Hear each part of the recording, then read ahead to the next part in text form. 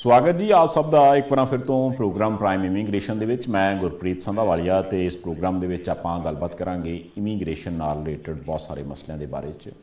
ਕਿਉਂਕਿ ਇਸ ਵਕਤ ਹਰੇਕ ਬੰਦੇ ਦਾ ਸੁਪਨਾ ਇਹ ਹੈ ਜੀ ਕਿ ਵੀ ਕਿਸੇ ਨਾ ਕਿਸੇ ਤਰ੍ਹਾਂ ਮੈਂ ਕਿਸੇ ਵਿਦੇਸ਼ ਦੀ ਧਰਤੀ ਦੇ ਉੱਪਰ ਸੈਟਲ ਹੋ ਜਾਵਾਂ। ਤੇ ਜੇ ਆਪਾਂ ਇਸ ਵਕਤ ਝਾਤੀ ਮਾਰੀਏ ਤੇ ਸਭ ਤੋਂ ਵੱਧ ਜੇ ਕੋਈ ਇਮੀਗ੍ਰੈਂਟ ਫਰੈਂਡਲੀ ਜਾਂ ਜਿੱਥੋਂ ਦੀ ਕਹਿ ਲਓ ਕਿ ਵੀ ਇਮੀਗ੍ਰੇਸ਼ਨ ਪਾਲਿਸੀ ਨਰਮ ਹੈ, ਉਹਦੇ 'ਚ ਨਾਮ ਜਿਹੜਾ ਆਉਂਦਾ ਉਹ ਕੈਨੇਡਾ ਦਾ ਆਉਂਦਾ। ਅੱਜ ਮੇਰੇ ਨਾਲ ਇਹ ਕੈਨੇਡਾ ਦੀ ਇਮੀਗ੍ਰੇਸ਼ਨ ਨਾਲ ਰਿਲੇਟਡ ਗੱਲਬਾਤ ਕਰਨ ਦੇ ਲਈ WWICS ਤੋਂ ਦੀਪਕ ਜੀ ਨੇ। ਦੀਪਕ ਜੀ ਦਾ ਸਵਾਗਤ ਕਰਦੇ ਹਾਂ। ਦੀਪਕ ਜੀ ਬਹੁਤ ਬਹੁਤ ਸਵਾਗਤ ਪ੍ਰਾਈਮ ਏਸ਼ੀਆ 'ਤੇ ਤੁਹਾਡਾ। ਥੈਂਕ ਯੂ ਗੁਰਪ੍ਰੀਤ ਜੀ, ਬਹੁਤ ਅੱਛਾ ਲੱਗ ਰਿਹਾ ਮੈਨੂੰ ਤੁਹਾਡੇ ਨਾਲ ਗੱਲ ਕਰਕੇ ਔਰ ਇੱਥੇ ਆ ਕੇ। ਜੀ ਦੀਪਕ ਜੀ, ਗੱਲ ਇਹ ਆ ਕਿ ਆ ਜਿਹੜਾ ਕਰੋਨੇ ਵਾਲਾ ਦੌਰ ਨਿਕਲਿਆ ਜੀ, ਕੁੱਲ ਮਿਲਾ ਕੇ ਆਪਾਂ 1.5 ਸਾਲ ਲਾ ਲਈਏ। 1.5 ਸਾਲ ਦੇ ਵਿੱਚ ਬਹੁਤ ਸਾਰੀਆਂ ਚੀਜ਼ਾਂ ਬਦਲੀਆਂ, ਬਹੁਤ ਸਾਰੇ ਬਦਲਾਅ ਆਏ। ਉਹਨਾਂ ਚੀਜ਼ਾਂ ਦਾ ਕਰਕੇ ਜਾਂ ਉਹਨਾਂ ਚੇਂਜਿਸ ਦਾ ਕਰਕੇ ਬੜੇ ਲੋਕਾਂ ਦੇ ਮਨਾਂ ਦੇ ਵਿੱਚ ਇਸ ਚੀਜ਼ ਦੇ ਲਈ ਕਈ ਤਰ੍ਹਾਂ ਦੇ ਤੌਖਲੇ ਪੈਦਾ ਹੋ ਗਏ ਕਿ ਹੁਣ ਪਤਾ ਨਹੀਂ ਕੀ ਹੋਊਗਾ, ਹੁਣ ਪਤਾ ਨਹੀਂ ਬਾਹਰ ਜਾਇਆ ਜਾਣਾ ਕਿ ਨਹੀਂ ਜਾਇਆ ਜਾਣਾ। ਕਿਉਂਕਿ ਪਿਛਲੇ ਸਮੇਂ 'ਚ ਆਪਾਂ ਦੇਖਿਆ ਕਿ ਫਲਾਈਟਾਂ ਵੀ ਬੰਦ ਹੋਈਆਂ, ਕਈ ਤਰ੍ਹਾਂ ਦੀਆਂ ਰੋਕਾਂ ਵੀ ਲੱਗੀਆਂ। ਰੀਸੈਂਟਲੀ ਜਿਸ ਤਰ੍ਹਾਂ ਫਲਾਈਟਾਂ ਬੰਦ ਸੀ ਐਂਡ ਕੈਨੇਡਾ ਨੇ ਬਹੁਤ ਜ਼ਿਆਦਾ ਸਖਤੀ ਕੀਤੀ, ਖਾਸ ਕਰਕੇ ਇੰਡੀਆ ਤੋਂ ਆਉਣ ਵਾਲੇ ਉਹਨਾਂ ਲੋਕਾਂ 'ਤੇ ਵੀ ਜਿਹੜੇ ਕਿ ਉੱਥੋਂ ਦੀ ਈਵਨ PR ਹੋਲਡਰ ਵੀ ਨੇ। ਇਹ ਜਿਹੜਾ ਸਿਚੁਏਸ਼ਨ ਇਸ ਵਕਤ ਦਾ ਸਿਨੈਰੀਓ ਹੈ, ਇਹਨੂੰ ਦੇਖਦਿਆਂ ਹੋਇਆਂ ਤੁਹਾਨੂੰ ਕੀ ਲੱਗਦਾ ਕਿ ਹੁਣ ਕੈਨੇਡਾ ਦੀ ਜਿਹੜੀ ਇਮੀਗ੍ਰੇਸ਼ਨ ਹੈ ਉਹਦੇ 'ਤੇ ਕੋਈ ਫਰਕ ਪਿਆ ਜਾਂ ਆਉਣ ਵਾਲੇ ਸਮੇਂ 'ਚ ਕੋਈ ਪਊਗਾ? ਗੁਰਪ੍ਰੀਤ ਜੀ, ਇਹ ਹਰ ਇੱਕ ਬੰਦੇ ਦਾ ਸਵਾਲ ਹੈ ਕਿ ਸਾਡਾ ਕੀ ਫਿਊਚਰ ਹੈ। ਇਮੀਗ੍ਰੈਂਟ ਸੋਚਦਾ ਮੈਂ ਕਿੱਦਾਂ ਸੈਟਲ ਹੋਵਾਂ ਕੈਨੇਡਾ ਦੇ ਵਿੱਚ,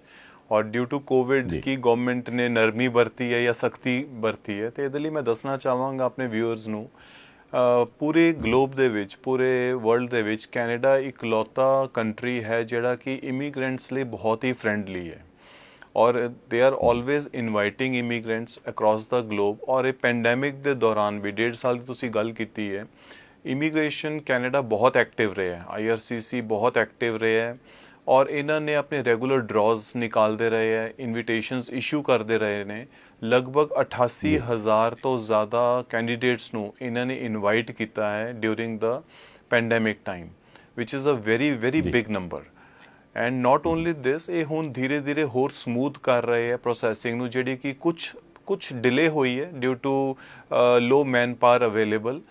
ਲੋਕਾਂ ਨੂੰ ਰਿਸਟ੍ਰਿਕਸ਼ਨ ਸੀਗੀਆਂ, ਮੂਵ ਨਹੀਂ ਕਰ ਸਕਦੇ ਸੀ, ਆਫਿਸਿਸ ਨਹੀਂ ਖੁੱਲ੍ਹ ਸਕਦੇ ਸੀਗੇ, ਪਰ ਗਵਰਨਮੈਂਟ ਨੇ ਫਿਰ ਵੀ ਇਨਸ਼ੋਰ ਕੀਤਾ ਕਿ ਉਹਨਾਂ ਦੀਆਂ ਐਪਲੀਕੇਸ਼ਨਸ ਨੂੰ ਉਹ ਪ੍ਰੋਸੈਸ ਕਰਦੇ ਰਹਿਣ, ਚਾਹੇ ਉਹ ਸਲੋ ਪੇਸ 'ਤੇ ਸੀਗੀ, which is now catching up and they are now fully functional to meet the immigrant expectation. ਤੋ ਆਉਣ ਵਾਲਾ ਸਮੇਂ ਇਮੀਗ੍ਰੈਂਟ ਦੇ ਲਈ ਜਾਂ ਇਮੀਗ੍ਰੇਸ਼ਨ ਇੰਡਸਟਰੀ ਲਈ ਬਹੁਤ ਅੱਛਾ ਹੈ ਔਰ ਕੈਨੇਡਾ ਨੂੰ ਬਹੁਤ ਜ਼ਿਆਦਾ ਜ਼ਰੂਰਤ ਹੈ ਇਮੀਗ੍ਰੈਂਟਸ ਦੀ।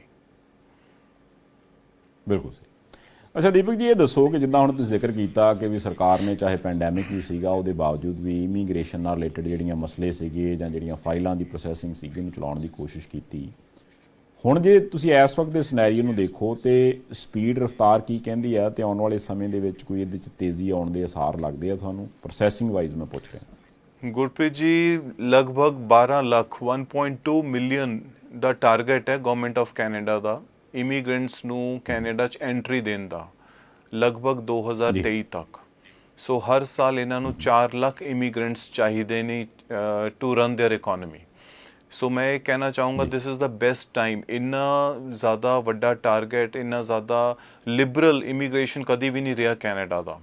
ਤੋ ਇਸ ਵੇਲੇ ਤਾਂ ਉਹ ਓਪਨ ਆਰਮਸ ਦੇ ਨਾਲ ਸਭ ਨੂੰ ਇਨਵਾਈਟ ਕਰ ਰਹੇ ਹੈ, ਜਿਹੜਾ ਵੀ ਐਲੀਜੀਬਿਲਿਟੀ ਮੀਟ ਕਰਦਾ ਹੈਗਾ। ਉਹਨਾਂ ਦੇ ਬਹੁਤ ਸਾਰੇ ਪ੍ਰੋਗਰਾਮਸ ਨੇ, ਫੈਡਰਲ ਦੇ, ਪ੍ਰੋਵਿੰਸ਼ੀਅਲ ਨੋਮੀਨੀ ਪ੍ਰੋਗਰਾਮਸ ਨੇ,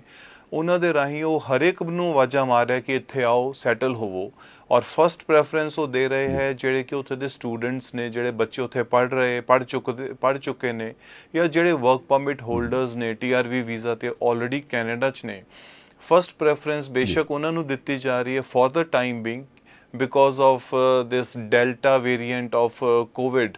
ਇਹ ਚਾਹੁੰਦੇ ਨਹੀਂਗੇ ਕਿ ਬਾਹਰਲੇ ਲੋਕ ਹਲੇ ਇਮੀਡੀਏਟ ਇੱਥੇ ਆਉਣ, ਪਰ ਗ੍ਰੈਜੂਅਲੀ ਜਿੱਦਾਂ ਵੈਕਸੀਨੇਸ਼ਨ ਹੁੰਦੀ ਜਾਏਗੀ ਏਸ਼ੀਆ ਦੇ ਵਿੱਚ, ਇੰਡੀਆ ਦੇ ਵਿੱਚ ਜਾਂ ਹੋਰ ਕੰਟਰੀਜ਼ ਦੇ ਵਿੱਚ, ਤਾਂ ਉਹਨਾਂ ਲਈ ਵੀ ਰੂਲਸ ਹੁਣ ਬਹੁਤ ਜ਼ਿਆਦਾ ਰਿਲੈਕਸ ਹੋਣ ਦੀ ਪੂਰੀ ਸੰਭਾਵਨਾ ਹੈ। ਬਿਲਕੁਲ ਸਹੀ। ਅੱਛਾ, ਤੁਸੀਂ ਇਹ PNP ਪ੍ਰੋਗਰਾਮ ਦਾ ਜ਼ਿਕਰ ਕੀਤਾ ਸੀ। ਇਹ PNP ਪ੍ਰੋਗਰਾਮ ਜਿਹੜਾ ਇਹ ਕੀ ਚੀਜ਼ ਆ, ਜੇ ਥੋੜ੍ਹਾ ਜਿਹਾ ਤੁਸੀਂ ਇਹਨੂੰ ਸਮਝਾ ਸਕੋ ਤਾਂ, ਕਿਉਂਕਿ ਜੇ ਮੈਂ ਜ਼ਿਆਦਾ ਠੀਕ ਨਹੀਂ ਜਾਂ ਗਲਤ ਕਹਿੰਦਾ ਤਾਂ ਇਹ ਹੈ ਕਿ ਸ਼ਾਇਦ ਜਿੱਦਾਂ ਆਪਾਂ ਸਟੇਟਾਂ ਦੀ ਇਮੀਗ੍ਰੇਸ਼ਨ ਦੀ ਗੱਲ ਕਰਦੇ ਹਾਂ, ਕੁਛ ਇਸ ਤਰ੍ਹਾਂ ਦੀ ਗੱਲਬਾਤ। ਜੀ Gurpreet ji, provincial nominee programme Canada ਦੇ 10 ਪ੍ਰੋਵਿੰਸਿਸ ਨੇ, 3 ਟੈਰੀਟਰੀਜ਼ ਨੇ, ਔਰ ਅਪਾਰਟ ਫਰਮ ਫੈਡਰਲ ਹਰ ਇੱਕ ਪ੍ਰੋਵਿੰਸ ਨੂੰ, ਹਰ ਇੱਕ ਸਟੇਟ ਨੂੰ ਗਵਰਨਮੈਂਟ ਨੇ ਛੂਟ ਦਿੱਤੀ ਹੈ ਕਿ ਉਹ ਆਪਣਾ ਇੱਕ ਸੈਪਰੇਟ ਪ੍ਰੋਗਰਾਮ ਜਿਹੜਾ ਕਿ ਫੈਡਰਲ ਨਾਲੋਂ ਥੋੜਾ ਆਸਾਨ ਹੋਵੇ, ਰਿਲੈਕਸਡ ਹੋਵੇ, ਕ੍ਰਾਈਟੇਰੀਆ ਉਹਨਾਂ ਦਾ ਸੌਖਾ ਹੈ ਮੀਟ ਕਰਨਾ in comparison to express entry federal program. ਉਹਦੇ ਵਿੱਚ IELTS ਦੀ ਰਿਕੁਆਇਰਮੈਂਟ ਘੱਟ ਹੁੰਦੀ ਹੈ, ਪੁਆਇੰਟ ਸਿਸਟਮ ਅੱਡ ਸਭ ਹਰ ਇੱਕ ਪ੍ਰੋਵਿੰਸ ਦਾ ਅਲੱਗ-ਅਲੱਗ ਪੁਆਇੰਟ ਸਿਸਟਮ ਹੈ, ਐਜੂਕੇਸ਼ਨ ਰਿਕੁਆਇਰਮੈਂਟ ਘੱਟ ਹੈ। ਮੇਨ ਇਹ ਹੁੰਦਾ ਕਿ ਉਹਨਾਂ ਦਾ ਫੋਕਸ ਹੈ ਕਿ ਪ੍ਰੋਵਿੰਸਿਸ ਦੇ ਵਿੱਚ ਲੋਕ ਜ਼ਿਆਦਾ ਜਾਣ। ਹਰ ਇੱਕ ਜਿਹੜਾ ਇਮੀਗ੍ਰੈਂਟ ਹੈ ਉਹ ਸਿਰਫ ਟੋਰਾਂਟੋ ਜਾਂ ਫਿਰ ਸਰੀ ਜਾਂ ਵੈਂਕੂਵਰ 'ਚ ਨਾ ਸੈਟਲ ਹੋਵੇ, ਐਲਬਰਟਾ ਨੂੰ ਉਹਦਾ ਹਿੱਸਾ ਮਿਲੇ, ਸਸਕੈਚੁਆਨ ਨੂੰ ਉਹਦਾ ਹਿੱਸਾ ਮਿਲੇ, ਰਾਈਟ, ਕਿਊਬੈਕ ਨੂੰ ਉਹਦਾ ਹਿੱਸਾ ਮਿਲੇ। ਸੋ ਉਹਨਾਂ ਨੇ ਡਿਜ਼ਾਈਨ ਇਸ ਤਰ੍ਹਾਂ ਦੇ ਕੀਤੇ ਹੈ ਪ੍ਰੋਵਿੰਸ਼ੀਅਲ ਨੋਮੀਨੀ ਪ੍ਰੋਗਰਾਮਸ ਕਿ ਉਹ ਈਜ਼ੀ ਨੇ, ਇਮੀਗ੍ਰੈਂਟਸ ਦੀ ਐਲੀਜੀਬਿਲਿਟੀ ਮੀਟ ਕਰਦੇ ਨੇ ਔਰ ਗਵਰਨਮੈਂਟ ਬਹੁਤ ਐਕਟਿਵਲੀ ਉਹਨਾਂ ਦੇ ਡਰਾਜ਼ ਵੀ ਕੰਡਕਟ ਕਰਦੀ ਹੈ ਔਰ ਉਹਨਾਂ ਦੇ ਰਾਹੀਂ ਬਹੁਤ ਸਾਰੇ ਇਮੀਗ੍ਰੈਂਟਸ ਨੂੰ ਇਨਵਾਈਟ ਕਰ ਰਹੀ ਹੈ ਕਿ ਤੁਸੀਂ ਆਪਣੀ ਐਪਲੀਕੇਸ਼ਨ ਲਗਾਓ। ਇੱਕ ਬਹੁਤ ਵੱਡਾ ਐਡਵਾਂਟੇਜ ਪ੍ਰੋਵਿੰਸ਼ੀਅਲ ਨੋਮੀਨੀ ਪ੍ਰੋਗਰਾਮਸ ਦਾ ਹੈਗਾ ਕਿ ਇਹ ਅਲਾਈਨਡ ਨੇ ਫੈਡਰਲ ਐਕਸਪ੍ਰੈਸ ਐਂਟਰੀ ਦੇ ਨਾਲ ਵੀ।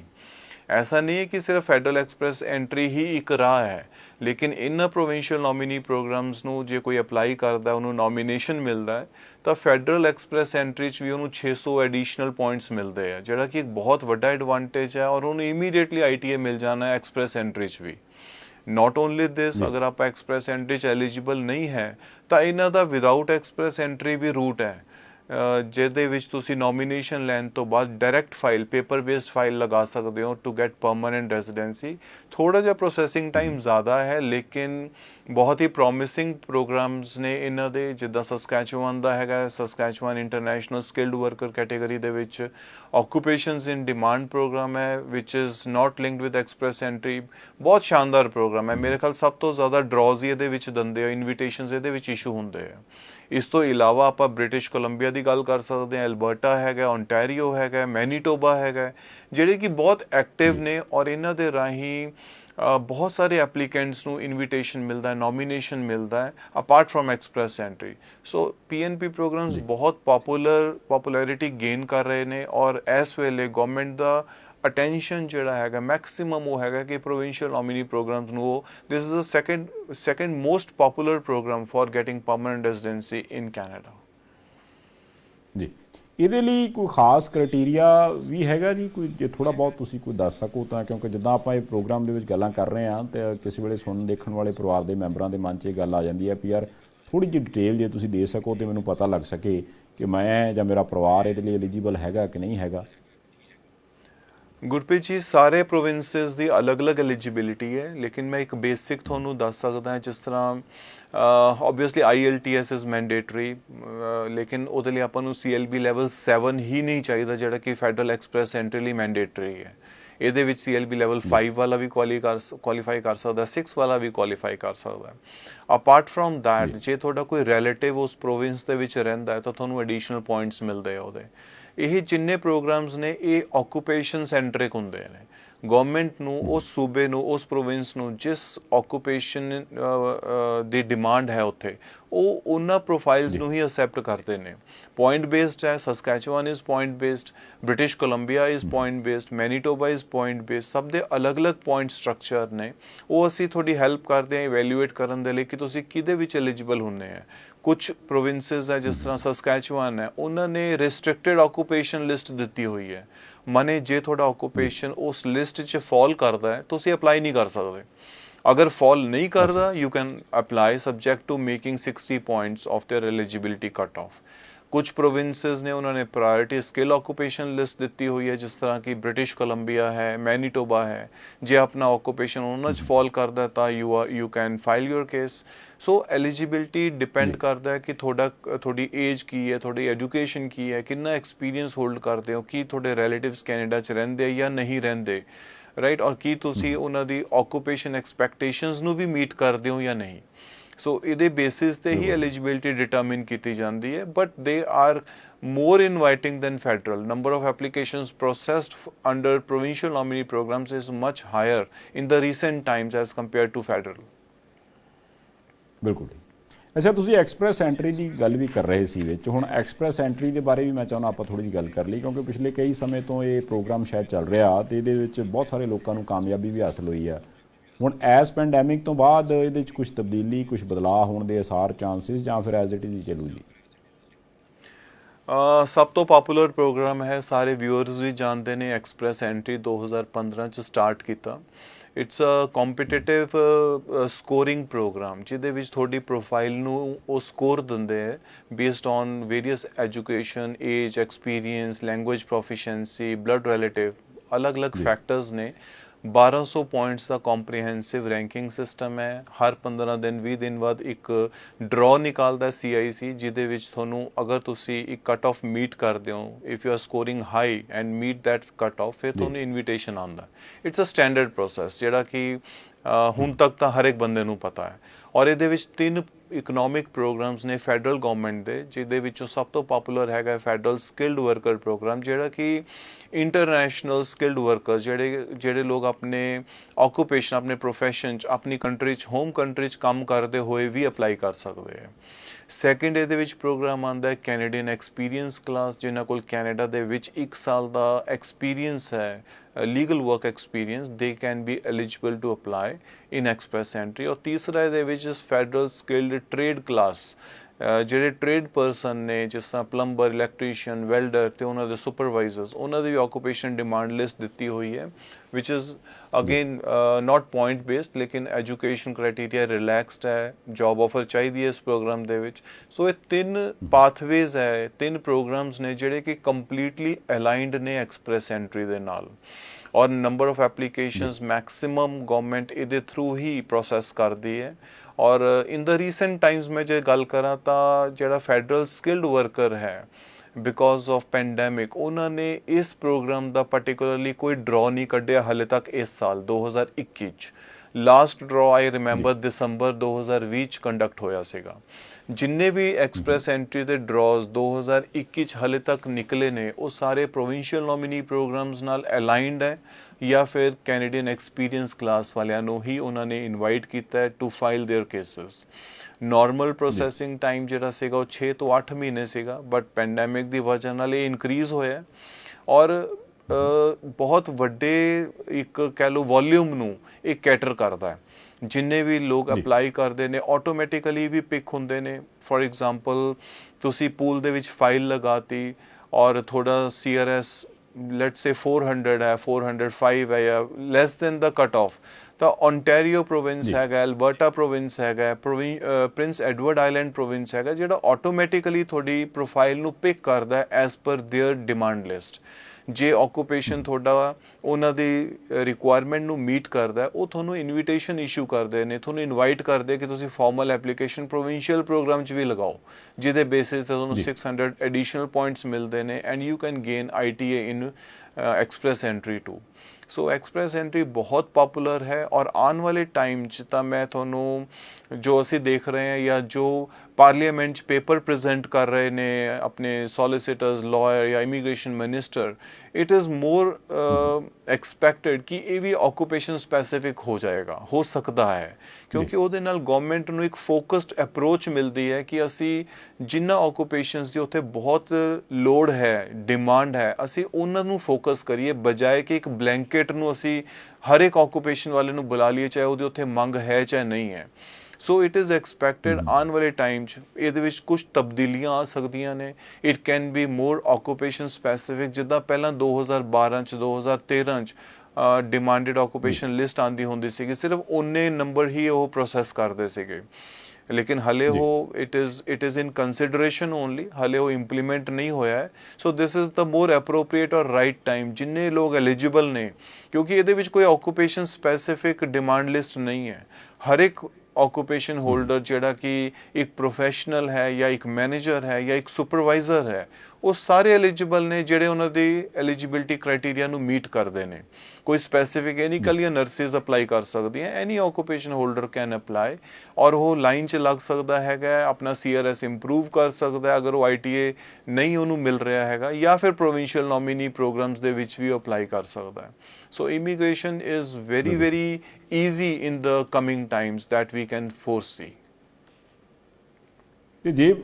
ਜਿੱਦਾਂ ਦੀਪਕ ਜੀ ਤੁਸੀਂ ਦੱਸ ਰਹੇ ਹੋ ਐਕਸਪ੍ਰੈਸ ਐਂਟਰੀ ਲਈ, ਜੇ ਮੰਨ ਲਓ ਕਿ ਥੋੜ੍ਹੀ ਬਹੁਤ ਕੋਈ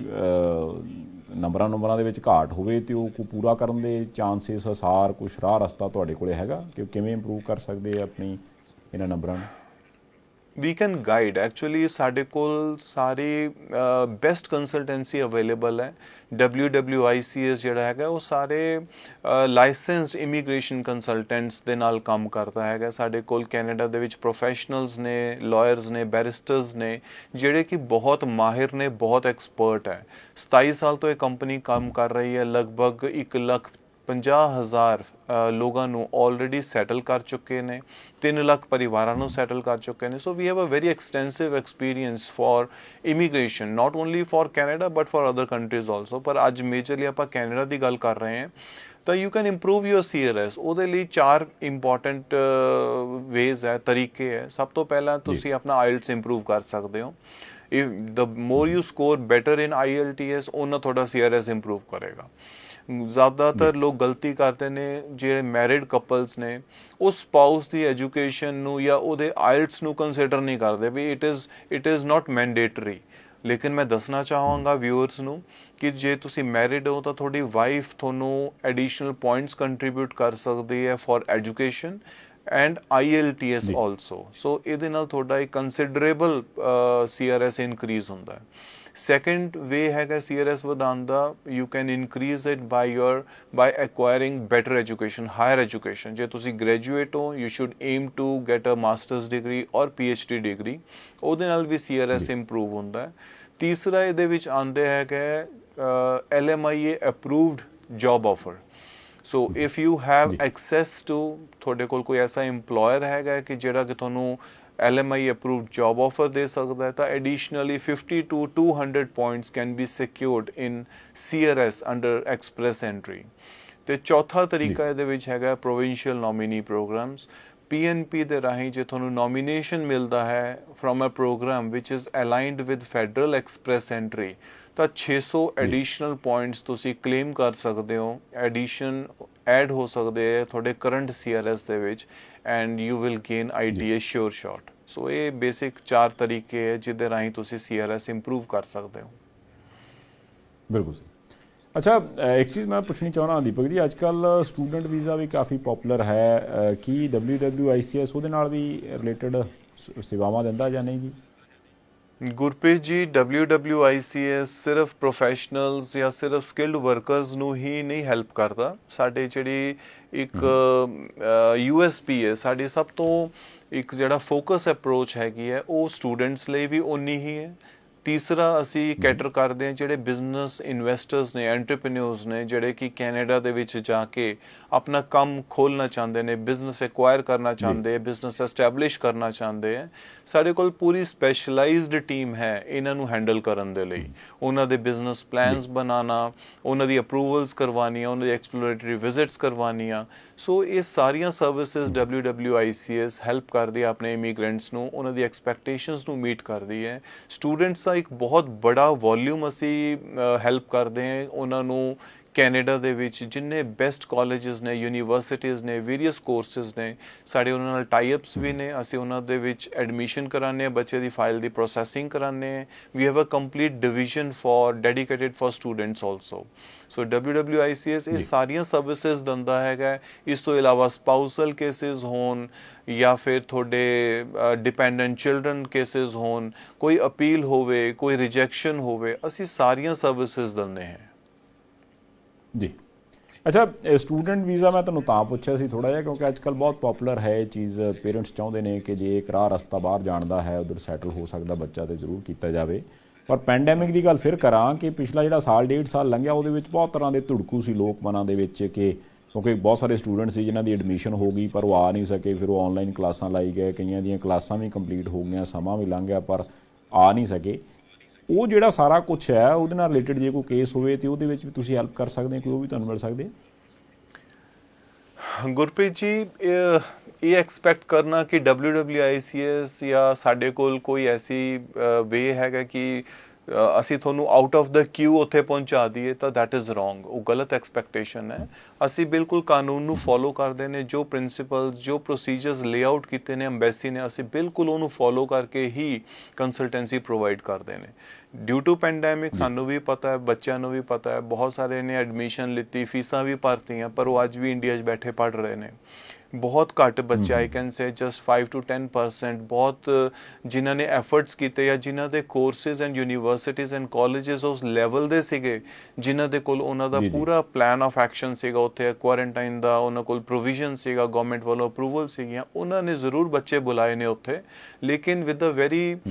ਲਿਮਿਟਿਡ ਆਫਲਾਈਨ ਕਲਾਸਿਸ, ਪ੍ਰੋਬੇਬਲੀ ਹਫਤੇ 'ਚ 1 ਦਿਨ ਜਾਂ 2 ਦਿਨ। ਹਲੇ ਇਹ ਇੰਪਰੂਵ ਹੋ ਰਿਹਾ in the coming times. I can ਸੇ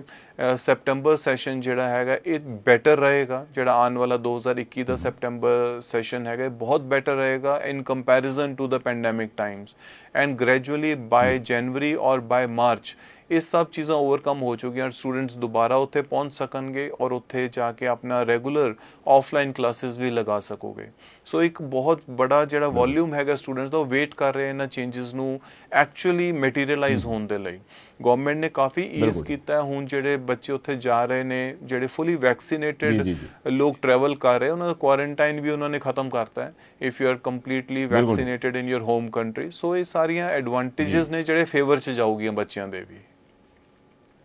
ਦੀਪਕ ਜੀ, ਤੁਸੀਂ ਸਮਾਂ ਕੱਢ ਕੇ ਸਾਰੀਆਂ ਗੱਲਾਂ ਡਿਟੇਲ 'ਚ ਸਮਝਾਈਆਂ ਜੀ, ਤੁਹਾਡਾ ਬੜਾ ਧੰਨਵਾਦ। ਥੈਂਕ ਯੂ ਗੁਰਪ੍ਰੀਤ ਜੀ, ਮੈਨੂੰ ਬਹੁਤ ਅੱਛਾ ਲੱਗਿਆ ਸਭ ਦੇ ਨਾਲ ਜੁੜ ਕੇ। ਬਹੁਤ ਸ਼ੁਕਰੀਆ। ਸੋ ਇਹ ਸਨ ਜੀ ਦੀਪਕ ਜੀ, ਜਿਨ੍ਹਾਂ ਨੇ ਤੁਹਾਨੂੰ ਮੇਰਾ ਖਿਆਲ ਡਿਟੇਲ ਦੇ ਵਿੱਚ ਸਾਰਾ ਕੁਝ ਸਮਝਾ ਦਿੱਤਾ ਹੈ ਕਿ ਜੇਕਰ ਤੁਸੀਂ ਚਾਹੁੰਦੇ ਹੋ ਕੈਨੇਡਾ ਦੀ ਇਮੀਗ੍ਰੇਸ਼ਨ ਦੇ ਬਾਰੇ ਜਾਣਕਾਰੀ ਲੈਣਾ ਤਾਂ ਤੁਸੀਂ ਜ਼ਰੂਰ ਉਹਨਾਂ ਨਾਲ ਸੰਪਰਕ ਕਰ ਸਕਦੇ ਹੋ। ਫਿਲਹਾਲ ਦਿਓ ਇਜਾਜ਼ਤ, ਗੁਰਪ੍ਰੀਤ ਸੰਧਾਵਾਲੀਆ ਨੂੰ। ਦੇਖਦੇ ਰਹਿਣਾ ਪ੍ਰਾਈਮ ਏਸ਼ੀਆ TV, ਤੁਹਾਡਾ ਆਪਣਾ, ਤੁਹਾਡੇ ਲਈ।